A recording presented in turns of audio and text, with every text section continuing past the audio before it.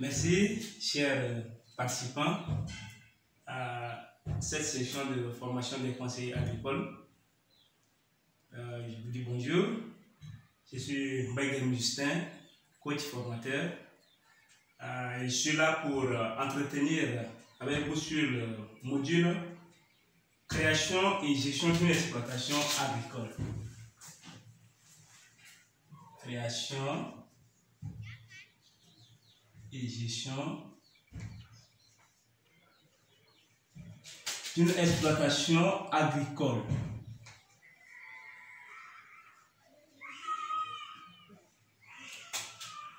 L'exploitation agricole. Voilà, donc pour ce module, nous aurons à débattre en grosso modo deux chapitres. Dans le premier chapitre, doit nous traiter du concept,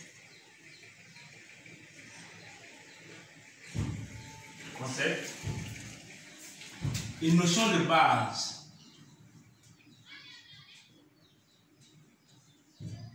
Une notion de base sur l'exploitation agricole.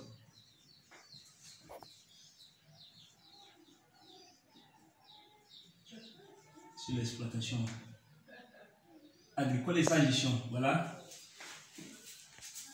Agricole et sa gestion. Donc ça c'est le chapitre 1. Et notre module doit se déboucher par le chapitre 2 qui doit traiter également des outils. Les outils de collecte de données. Voilà. Les outils de collecte de données.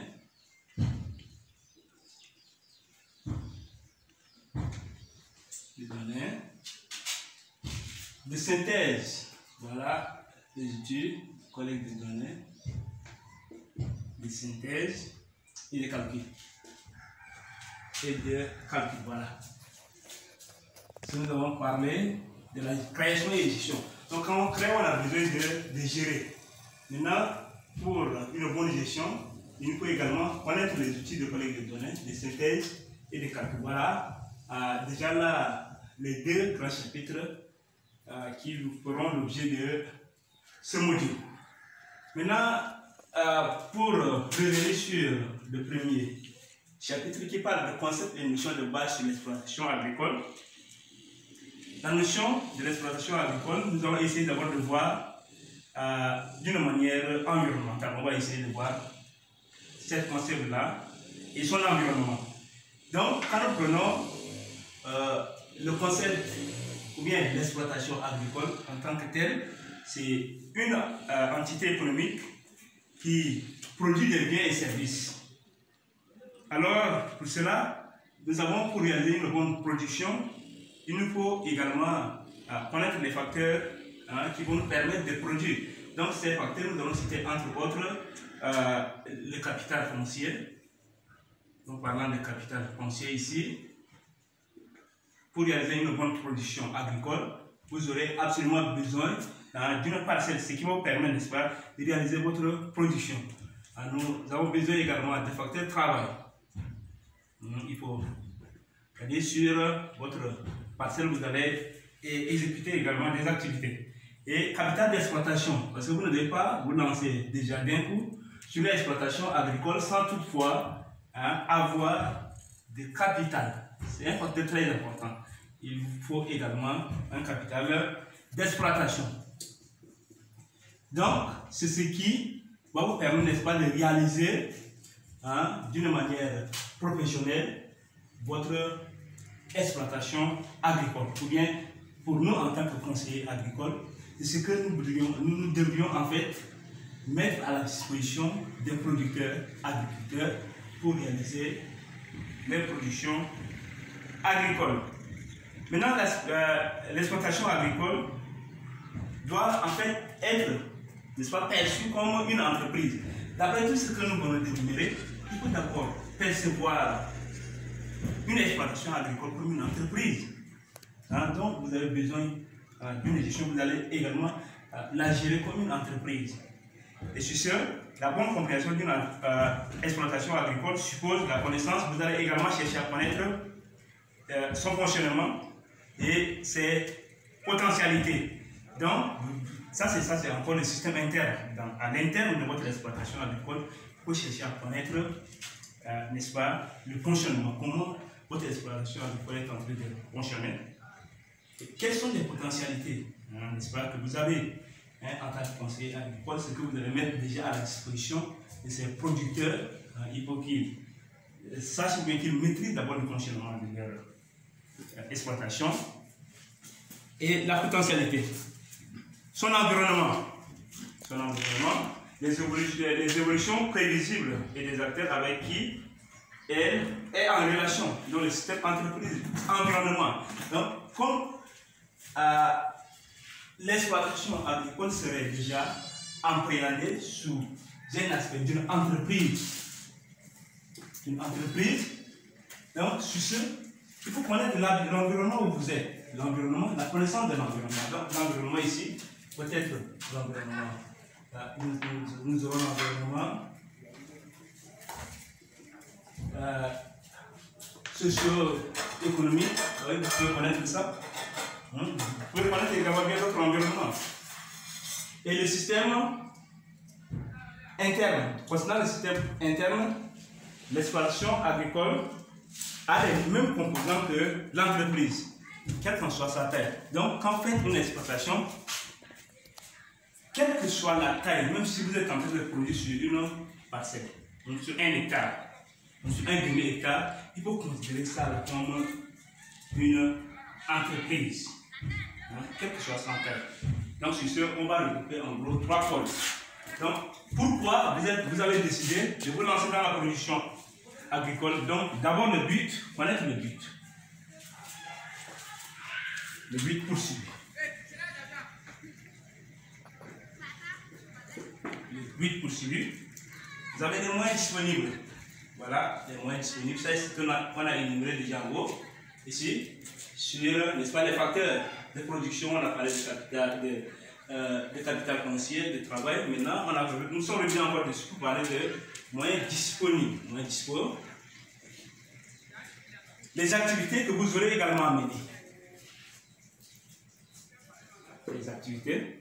Voilà. Donc, ouais, ça constitue le système interne de votre exploitation. Donc, le but, quand vous avez décidé de vous lancer dans la production d'arachide, par exemple, quel est le but? Vous êtes en train de poursuivre quel but? Il faut connaître ça. Les moyens, est-ce que vous avez les moyens disponibles pour, n'est-ce pas, se lancer dans la production de l'arachide que nous avons pris ici comme un exemple? Et les activités que vous aurez à mener également au sein de votre exploitation, ça c'est ce que vous aurez, n'est-ce pas, cherché à connaître. Donc, ce qui constitue en gros le système interne. Et ce que vous aurez à mener, n'est-ce pas, à l'intérieur de votre exploitation qui est déjà assimilée à une entreprise ici. Et parlant des activités, l'objet ici est de déterminer les atouts et les faiblesses des activités de l'exploitation. Donc, il faut chercher à connaître les atouts, les faiblesses, tout ça. Il faut essayer de connaître ce qui va permettre, n'est-ce pas, de savoir la croissance de votre, de déterminer la croissance de votre exploitation, de votre production. Voilà. L'évolution ou l'exploitation évolue dans un milieu, son environnement avec lequel elle est en relation permanente. Donc, il faut, quand vous allez, n'est-ce pas, vous lancer dans la production, ou bien dans une exploitation agricole, ou en tant que conseiller agricole, ce que vous allez dire peut-être aux agriculteurs, quand ils veulent déjà se lancer dans une production agricole, n'est-ce pas, l'exploitation évolue dans un milieu. C'est dans un milieu qu'ils vont se focaliser. Donc, il est très nécessaire de connaître l'environnement et la relation qui existe entre l'aspirant exploitant et tous ceux qui s'y trouvent. Les relations sont matérialisées par des flux externes, par opposition aux flux internes, qui sont les sessions internes, que nous pouvons classer en 2 catégories. Donc, nous avons les flux économiques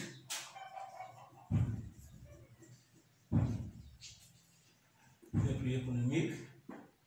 Nous avons également ici les plus économiques et les plus qui sont en fait les plus d'opération, de manière on peut ramasser, et les plus financiers. Donc, on a ici les plus financiers. Donc, par là, les plus économiques, ça c'est les plus d'opération, et les plus financiers qui vont, n'est-ce pas, vous permettre de maîtriser les entrées et les sorties dans votre exploitation. Voilà. Donc, c'est aussi important de maîtriser également ces prix. Un peu plus bas, nous pourrions déjà parler de notion de système de production et de système de culture. Alors, notion de production. Nous allons donner la notion de production.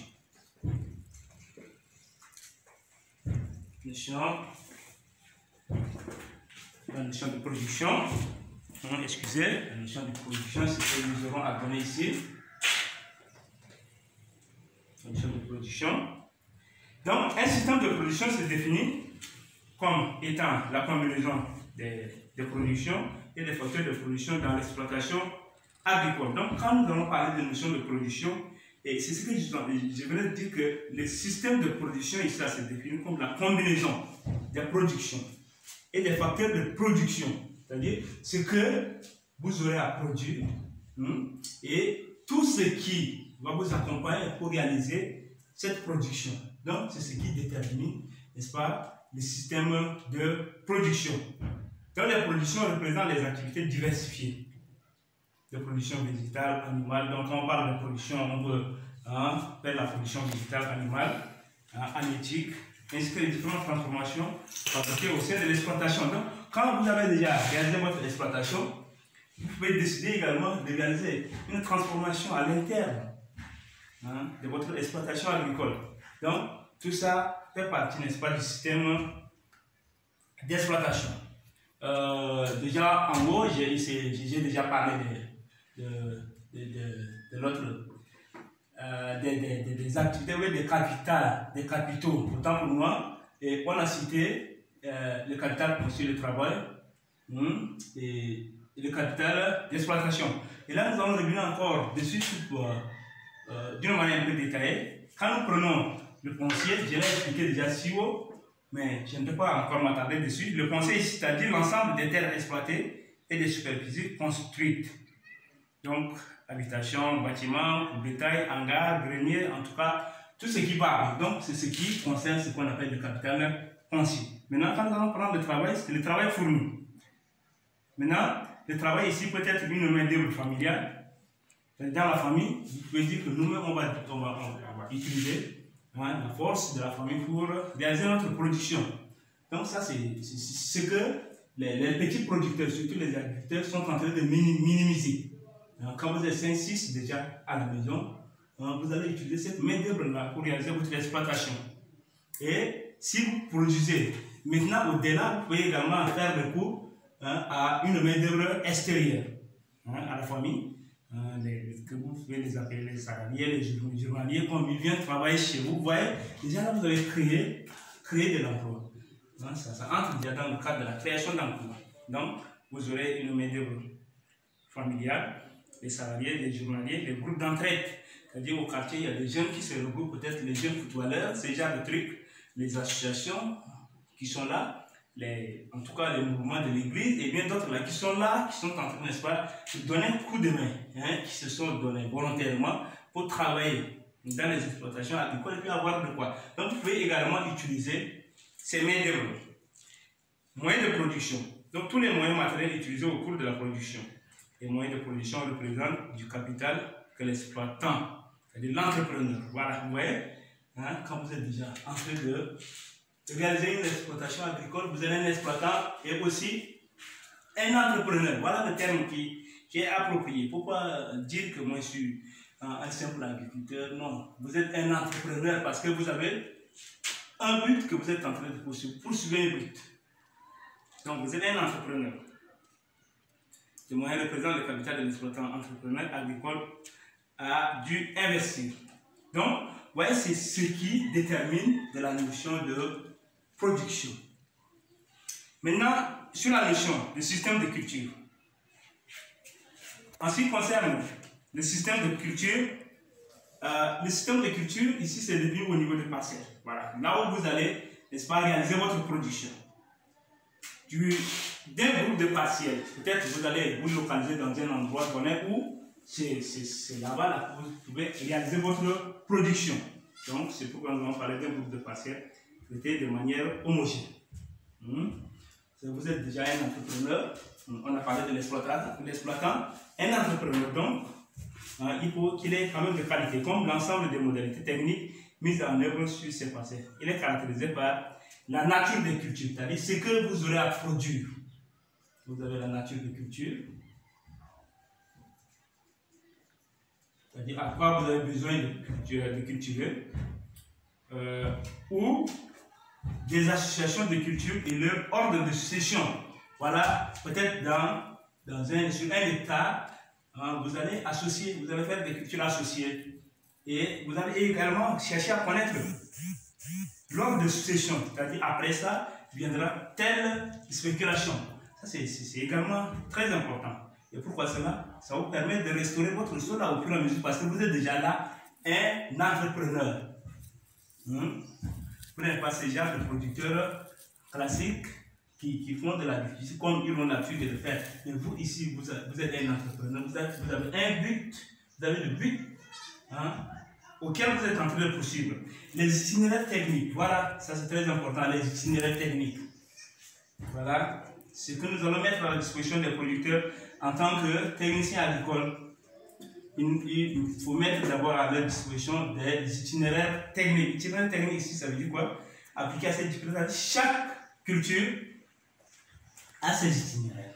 Maintenant, si nous prenons la spéculation arachide par exemple, quels sont les itinéraires techniques de la production d'arachide? Voilà, il faut ça, il faut. Voilà, donc peut-être vous allez chercher, en tant que conseiller agricole, à mettre à la disposition de ces exploitants, de ces petits producteurs, ces itinéraires techniques de chaque spéculation pour leur permettre de réaliser au bon fort leur production, les produits et sous-produits, le rendement.